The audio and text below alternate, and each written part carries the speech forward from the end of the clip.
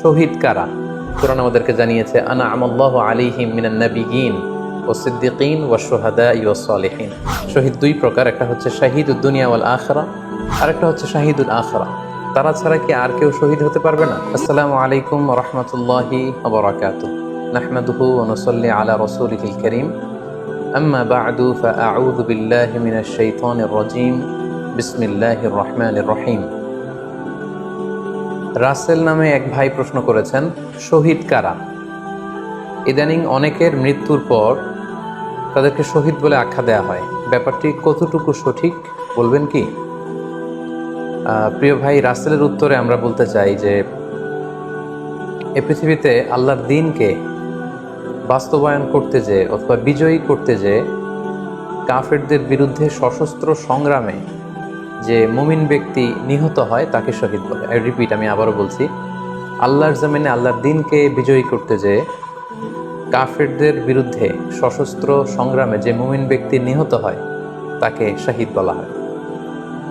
সহিহ বুখারীর বর্ণনায় এসছে যে সাহাবারা আল্লাহ রাসূল সাল্লাল্লাহু আলাইহি সাল্লামকে জিজ্ঞেস করেছিলেন যে, হে আল্লাহ রাসূল, কারা আল্লাহর রাস্তায় জিহাদ করছে এটা আমরা কিভাবে বুঝবো? তার উত্তরে আল্লাহর হাবিব সাল্লাল্লাহু আলাইহি ওয়াসাল্লাম বলেছিলেন, মান কাতালা লিতাকুনা কালিমাতুল্লাহি হিয়াল উলিয়া ফাহুয়া ফি সাবিলিল্লাহ। যে ব্যক্তি আল্লাহর দ্বীনকে, আল্লাহর বিধানকে কিংবা আল্লাহর আইনকে বাস্তবায়নের জন্য, আল্লাহর দ্বীনকে বিজয়ের জন্য যে সংগ্রাম করে যাচ্ছে সেই আল্লাহর রাস্তায় আছে। আর সে আল্লাহর রাস্তায় থাকা অবস্থায় যদি কেউ মৃত্যুবরণ করে বা নিহত হয় তাকেই ইসলাম শহীদ বলে ঘোষণা করেছে। তবে সেক্ষেত্রে একটি শর্ত রয়েছে, সেটি হচ্ছে দুনা গারাদিন মিন আগরাদিদ দুনিয়া। দুনিয়ার কোনো কারণে, দুনিয়ার কোনো লোভে পড়ে, দুনিয়ার কোনো স্বার্থের জন্য যদি কেউ আল্লাহ রাস্তায় জেহাদ করে মৃত্যুবরণও করে, সেই শহীদের কোনো মর্যাদা বাদাম আল্লাহ তাআলার কাছে নেই। কারণ আমরা হাদিস থেকে জেনেছি অনেক শহীদ কিয়ামতের ময়দানে আল্লাহ তাআলা তাদেরকে জাহান্নামে ফেলে দেবেন। আল্লাহ বলবেন যে, তুমি তো দুনিয়াতে জেহাদ করেছিলে যে মানুষ তোমাকে বীর বলবে, মানুষ তোমাকে সাহসী বলে ঘোষণা দিবে, বাহাবা পাওয়ার জন্য তুমি জেহাদে অংশগ্রহণ করেছিলে এবং সেখানে নিহত হয়েছ। তো তুমি নিহত হওয়ার পরে মানুষ তো তোমাকে বীর বলেছে, বাহাবা দিয়েছে, সাবাস বলেছে, যে কারণে তুমি এই জেহাদে অংশগ্রহণ করেছো সেটা দুনিয়াতেই তুমি পেয়েছো। তো আমার কাছে তুমি কি চাও? আমার কাছে তোমার জন্য কিছু নেই। Go to the hell fire, জাহান্নামে যাও। তাকে আল্লাহ তাআলা উপর করে জাহান্নামে নিক্ষেপ করবেন। তো এজন্য শর্ত হচ্ছে যে দুনিয়ার কোনো স্বার্থে নয়, শুধুমাত্র কেবলমাত্র আল্লাহর দ্বীনকে আল্লাহর জমিনে বিজয়ী করার জন্য যদি কেউ সশস্ত্র সংগ্রামে নিহত হয় তাদেরকে শহীদ বলা হয়। এখন প্রশ্ন হচ্ছে, যারা কাফেরদের বিরুদ্ধে জেহাদ করতে যেয়ে যুদ্ধে নিহত হলো তারা শহীদ, তারা ছাড়া কি আর কেউ শহীদ হতে পারবে না?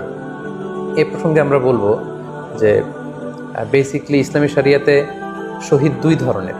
ইবনু হাজার আল আসকালানি উনিও শাহাদাতের প্রকারভেদ করতে যেয়ে বলেছেন যে শহীদ দুই প্রকার, একটা হচ্ছে শাহিদুদ দুনিয়া ওয়াল আখিরা, যেটা আমরা বলেছি যারা আল্লাহর রাস্তায় নিহত হয়েছে তারা, আরেকটা হচ্ছে শাহিদুল আখিরা, যারা দুনিয়াতে আল্লাহর রাস্তায় নিহত হয়নি কিন্তু পরকালে তারা শাহাদাতের মর্যাদা লাভে ধন্য হবে। প্রথম প্রকার হচ্ছে শাহিদুদ দুনিয়া ওয়াল আখিরা, যেটাকে আমরা বলি শাহাদাতে হাকিকি, মানে প্রকৃত শহীদ। এরাই হচ্ছে মূলত শহীদ।